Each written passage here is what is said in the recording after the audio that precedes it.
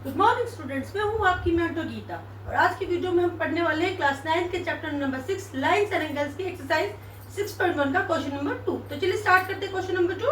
Question number 2 में बोल रहा है in figure 6.14 lines X Y and M N intersect at O if angle P O Y equal to 90 degree and A ratio B angle A and angle B किसकी ratio में है 2:3 की ratio में है, then find the angle C.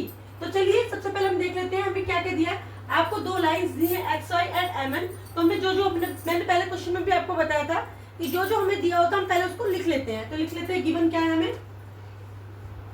Given है हमें lines X Y and M N. Okay, फिर उसके बाद दिया है कि एंगल पी ओ वाई कितना डिग्री है 90 डिग्री और ए और B angle A and B किसकी रेशो में 2:3 की रेशो में और हमें फाइंड क्या करना है, सी हमें फाइंड करना है। तो सबसे हम पहले क्या करते हैं, हम करते हैं सबसे पहले हम ये निकाल लेते हैं कि मान लीजिए जो रेशो वाला हम लेंगे let the common ratio, let the common ratio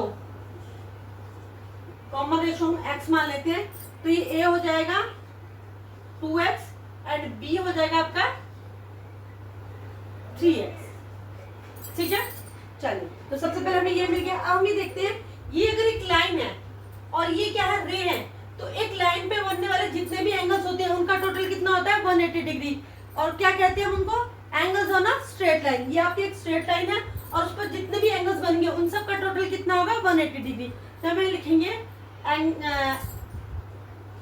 angle X O M,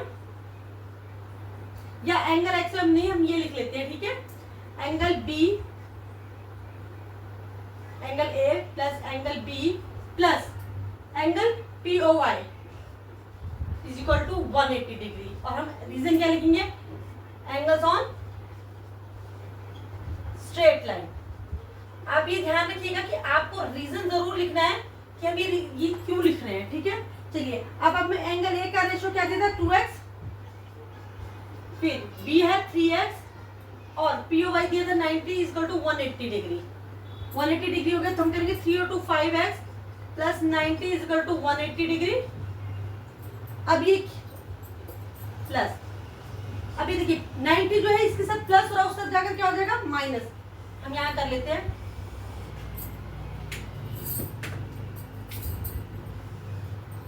5x equal to 180 minus 90, तो 5x इक्वल टू हो जाएगा 90 और x कितना हो जाएगा आपका 90 डिवाइडेड बाय 5, क्योंकि 5 के साथ x के साथ 5 क्या हो रहा है आपका मल्टीप्लाई, उस सब जाकर डिवाइड हो जाएगा तो ये हो जाएगा आपका 18 डिग्री। अब ये वैल्यू जो है आपकी x की आई है। अब आपको निकालना है a यानी कि 2x और b यानी कि 3x। तो हम क्या करेंगे, यहाँ निकाल लेते हैं, इसको हम इरेज कर देते हैं।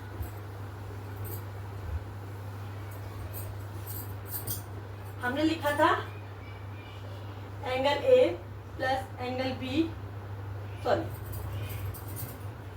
एंगल ए था हमारा 2x, तो ये हो जाएगा 18 इंटू 2 यानी कि 36 डिग्री और एंगल बी क्या हो जाएगा हमारा 3x है यानी कि 18 इंटू 3 54 डिग्री।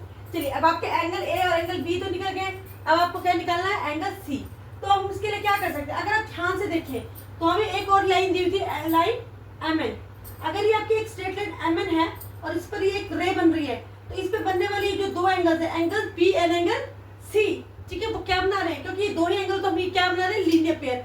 आपको मैं कई बार बता चुकी हूँ कि जब भी हम कोई क्वेश्चन का आंसर करेंगे तो हमें रीजन जरूर देना है। अगर हम रीजन नहीं लिखते तो हमारे मार्क्स डिडक्ट हो जाएंगे। ठीक है, तो चलिए हम यहाँ लिखेंगे angle B plus angle C equal to 180 degree और यहाँ पे क्या लिखेंगे reason, linear pair.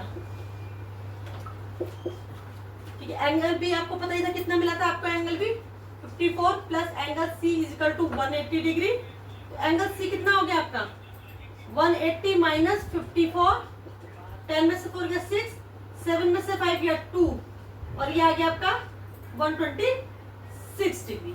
Okay student, चलिए इसी के साथ आपका एंगल सी भी हमने यहाँ फाइंड आउट कर लिया है।